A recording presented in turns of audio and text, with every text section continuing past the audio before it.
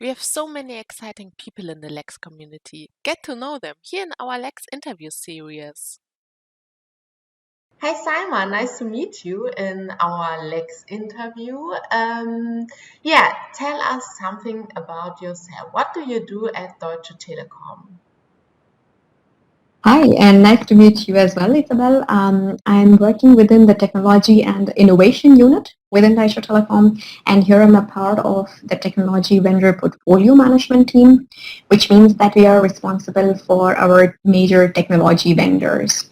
And within the team, I am responsible for the topics of energy and sustainability around these technology vendors, which means that we are working together with our suppliers, our partners in the supply chain to make sure that we as Deutsche Telekom are able to reach our climate targets. And when I say climate targets, I mean all the scope 1, 2, and 3 targets. And for us as Deutsche Telekom, we have set them already that by 2025, within the next couple of years, we want to reach net zero, which means carbon neutral for the scope 1 and 2, which means that we need to work really heavily on these topics. And the second one is that by 2040, we want to reach net zero in our entire supply chain. And I think this is really important to understand because as an operator at Deutsche Telekom, our more than 85% of our overall emissions are actually generated from the supply chain.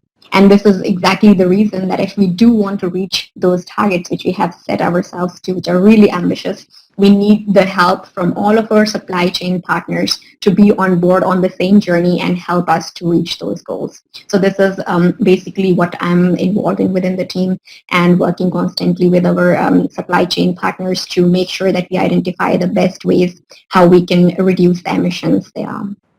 Besides this work within the company, I'm also engaged in the external industry alliances, for example, GSMA or NGMN Alliance, where I am leading a project called the Green Future Networks. Yeah, wow, power woman. You talk about the Green Future Networks. What does that mean? Can you explain it? Sure. So Green Future Networks is a project which is set up in NGMN Alliance, where we are working together with more than 24 companies, which are like ranging from the mobile operators, vendors, research institutes, to solve our common challenges around energy and sustainability, for example.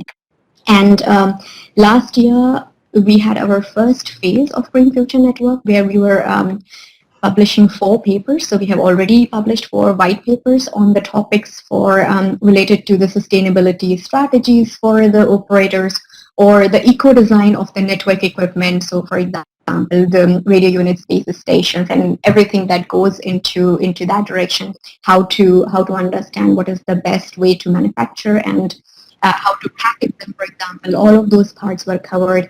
And then we, of course, looked into the energy efficiency of the network and how we can improve it. What are the strategies or techniques that an operator can implement to make sure that this energy is reduced? And last paper which we published in the first phase was related to the metering aspect, which means how exactly we as operators are able to understand where the energy is consumed, what is the best way to extract that information and then to use it to optimize our network. So this was the last paper. And this year, of course, we are again continuing this amazing work. So we are exactly picking up where we left off, and hopefully we will be able to publish something later this year. And tell us, what should the ideal future network look like? It's a very interesting question. The ideal future network. So usually we are using terms that ideally when we operate a network, it should be in a way that it consumes 0 watt at 0 load, which means that energy is only spent when we need it. So our networks are basically running all the time because we cannot afford to switch off the network whenever we like. We want to have the best coverage. We want to give our customers the best coverage and network quality so that they can operate Deutsche Telekom network wherever, whenever it's necessary. But within DT, it's also a challenge. So typically, we can say that we are already procuring 100% renewable energy. So we are already in a green network.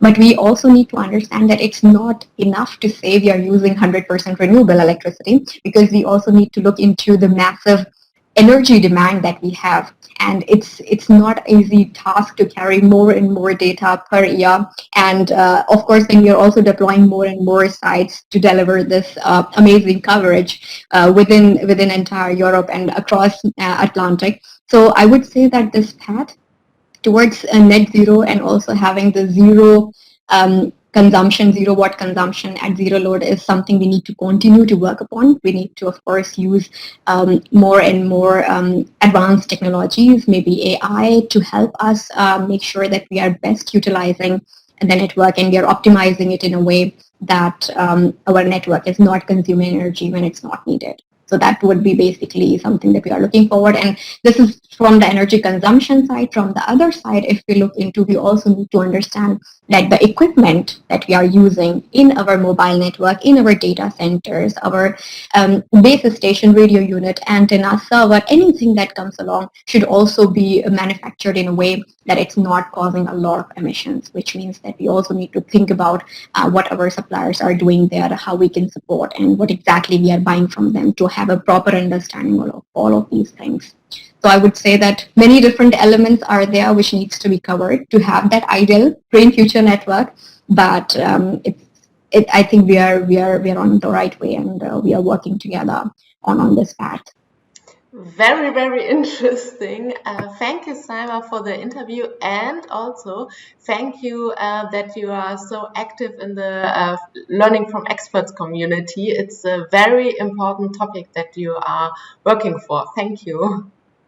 Thank you for having me, and it's interesting to talk to you, and I'm looking forward to also share my knowledge and experience with the community and also learn from them as well. Thanks.